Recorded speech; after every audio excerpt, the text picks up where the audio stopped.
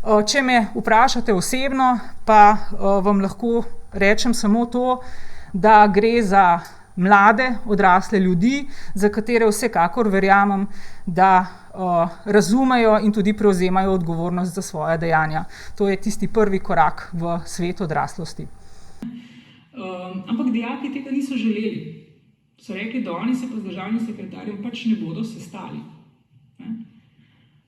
Potem smo pač to vzeli na znanje in rekli, da se bomo, seveda, da bodo dobili nov datum, kjer bi se lahko sestali z mano.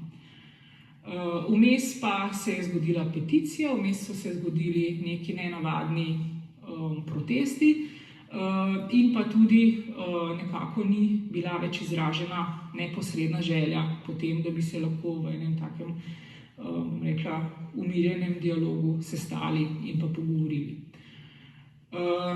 No, potem pa, kot rečeno, je sledil ta protest. Jaz sem bila v njem obveščena točno, preden sem odhajala na tiskovno konferenco, kjer sem bila o tem tudi vprašana.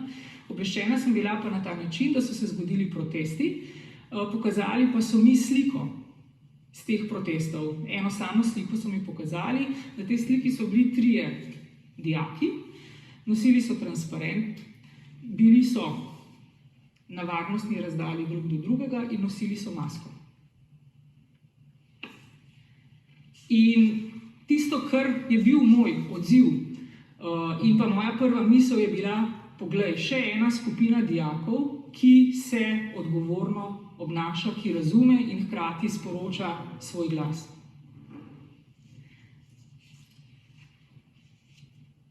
Je res, da jaz nisem, ko sem pojasnjevala, da so nam za zgled in da podpiram in da spoštujem način njihovega delovanja in tudi odgovornost, ki jo v teh težkih časih prevzemajo, kazala zraven še slike, ker sem mislila, da je to to.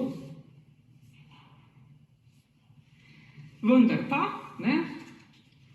očitno potem, kar se je zgodilo, kar danes spet poslušam,